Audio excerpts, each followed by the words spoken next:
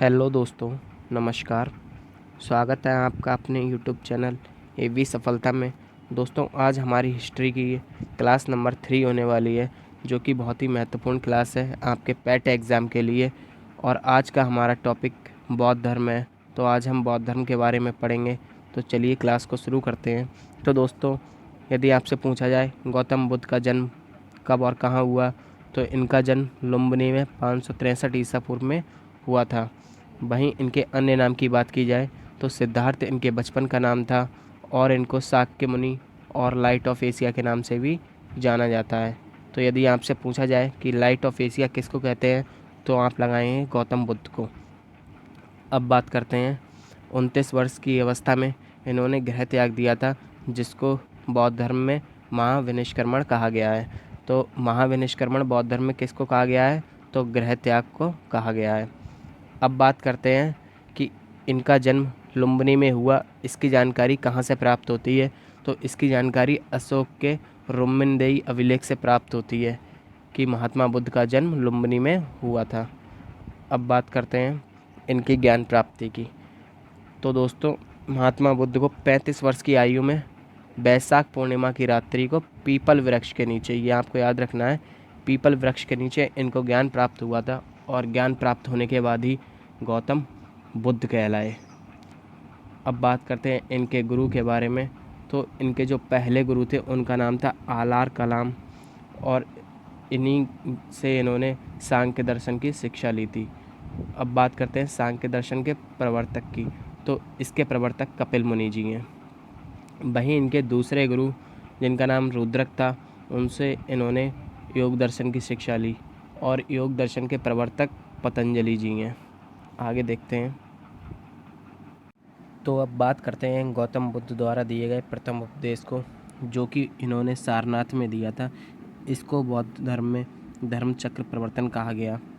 तो धर्म चक्र प्रवर्तन किसको कहा गया, तो इनके द्वारा दिए गए प्रथम उपदेश को, जो कि सारनाथ में दिया गया था।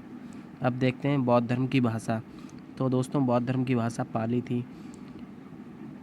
आगे देखते हैं, प्रथम महिला बौद्ध धर्म ग्रहण करने वाली महाप्रजापति गौतमी थी। अब बात करते हैं इनकी मृत्यु के बारे में। तो इनकी मृत्यु 483 ईसा पूर्व में 80 वर्ष की अवस्था में कुशीनगर में हुई थी। वहीं इनकी मृत्यु को बौद्ध धर्म में महापरिनिर्वाण कहा गया। यदि आपसे पूछा जाए कि महापरिनिर्वाण किसको कहा जाता है, तो मृत्यु को कहा जाता है। अब देखते हैं, अजातशत्रु जो थे, ये महात्मा बुद्ध के समकालीन थे। अब बात करते हैं महत्वपूर्ण बौद्ध ग्रंथ की। तो दोस्तों, इनका महत्वपूर्ण बौद्ध ग्रंथ था जिसका नाम था त्रिपिटक। इसमें आपका विनय पिटक, सुत्त पिटक और अभिधम्म पिटक आते हैं। इन तीनों को मिलाकर त्रिपिटक कहा जाता है। अब आगे देखते हैं,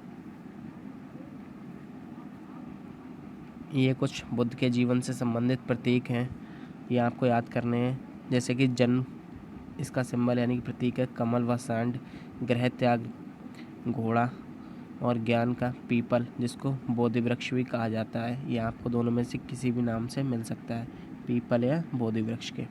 आगे देखते हैं, वहीं निर्वाण को पद चिन्ह कहा गया है, और मृत्यु को स्तूप कहा गया है। तो दोस्तों, इन प्रतीकों को याद रखने के लिए एक ट्रिक है, बहुत ही सिंपल ट्रिक है। ये पोयम वाली ट्रिक आपको याद रखनी है। ट्रिक है, कमल सांड का जन्म कराए, घर से घोड़ा भागा जाए, पीपल ज्ञान का बोध कराए, मृत्यु स्तूप कहाए। तो ये आप अच्छे से याद रख लेंगे, जिससे आपको बहुत आसानी से ये सारे प्रतीक याद हो जाएंगे। अब बात करते हैं आगे, देखते हैं सिद्धार्थ यानी कि गौतम बुद्ध जब कपिलवस्तु की सैर पर गए, तो इन्होंने 4 दृश्य देखे। तो कौन कौन से 4 दृश्य देखे? सबसे पहले बूढ़ा व्यक्ति, दूसरे नंबर पर एक बीमार व्यक्ति, और तीसरे पर एक शव देखा, और चौथे पे एक सन्यासी देखा। तो आपसे इनका क्रम पूछ सकता है, या फिर इन तीनों में से इनमें से कोई 3 ऑप्शन दे करके पूछ लेगा चौथा कि कौन सा नहीं था। तो आपको ये अच्छे से याद रखने हैं। अब देखते हैं आगे, महात्मा बुद्ध कर्म सिद्धांत में विश्वास रखते थे। आपसे पूछा जाए महात्मा बुद्ध किस में विश्वास रखते थे, तो कर्म सिद्धांत में विश्वास करते थे। अब आगे देखते हैं, किसके कहने पर बौद्ध संघ में भिक्षुणी के रूप में महिलाओं के प्रवेश को अनुमति मिली? तो पहले बौद्ध धर्म में यानी कि बौद्ध संघ जो होता था उसमें पहले महिलाओं को अनुमति नहीं मिली थी, लेकिन इनके जो प्रिय शिष्य आनंद थे, इन्हीं के कहने पर बौद्ध संघ में भिक्षुणी के रूप में, किसके रूप में? भिक्षुणी के रूप में महिलाओं को प्रवेश की अनुमति मिली। और ये कहाँ मिली? ये वैशाली में मिली थी। ये जगह भी आपको याद रखनी है। और किसके कहने पर? आनंद के कहने पर, जो कि इनके शिष्य थे, याद रखना है आपको। अब किस बौद्ध ग्रंथ में 16 महाजनपदों का उल्लेख है? तो 16 महाजनपदों का उल्लेख आपको अंगुत्तर निकाय में मिलेगा। ये अंगुत्तर निकाय क्या है? ये बौद्ध धर्म से संबंधित एक ग्रंथ है। आगे देखते हैं। ये जीवक जो कि राजवैद्य थे, ये किन के राजवैद्य थे? तो ये बिंबिसार के दरबार में राजवैद्य थे। तो बिंबिसार ने ही गौतम बुद्ध की सेवा करने के लिए किसको भेजा था? तो जीवक को भेजा था। अगर आपसे पूछा जाए और ये आया हुआ है परीक्षा में, तो आपको याद रखना है बिंबिसार के दरबार में थे जीवक, और इन्होंने ही गौतम बुद्ध की सेवा करने के लिए जीवक को भेजा था। अब देखते हैं आगे। अब बौद्ध सभाएं की बात करते हैं। जो 4 बौद्ध सभाएं हुई हैं, किसके शासनकाल में हुई, कब हुई, कौन अध्यक्ष था और स्थान क्या था? तो जो प्रथम बौद्ध सभा थी ये 483 ईसा पूर्व में, यानी कि गौतम बुद्ध की मृत्यु के तुरंत बाद हुई थी, और ये राजगृह में। और इसके अध्यक्ष कौन थे? तो इसके अध्यक्ष महाकश्यप थे, और वहीं उस समय राजा अजातशत्रु थे। अब बात करते हैं दूसरी। ये 383 ईसा पूर्व में हुई थी और वैशाली में हुई, और इसके अध्यक्ष सुबुकामी जी थे। वहीं उस समय जो राजा थे वो कालाशोक थे।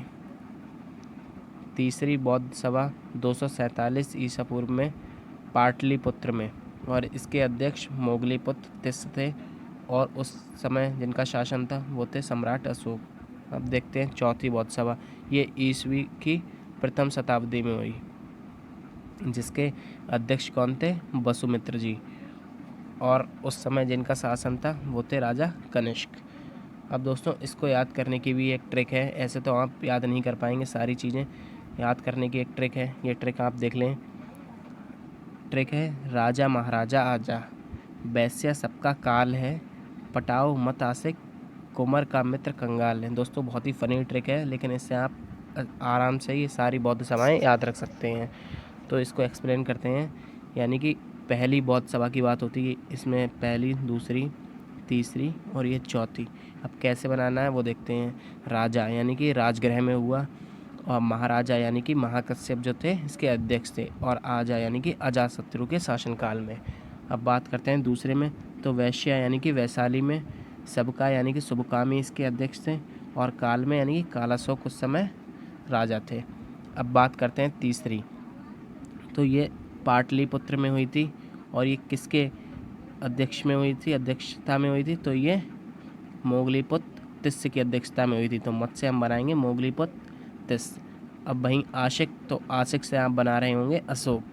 तो ये तीसरी की बात हो गई। अब हम बात करते हैं चौथी। तो चौथी में ये कुंवर से आप बनाएंगे कुंडलवन, और मित्र से आप वसुमित्र बनाएंगे, और वहीं कंगाल से आप कनिष्क बना रहे होंगे।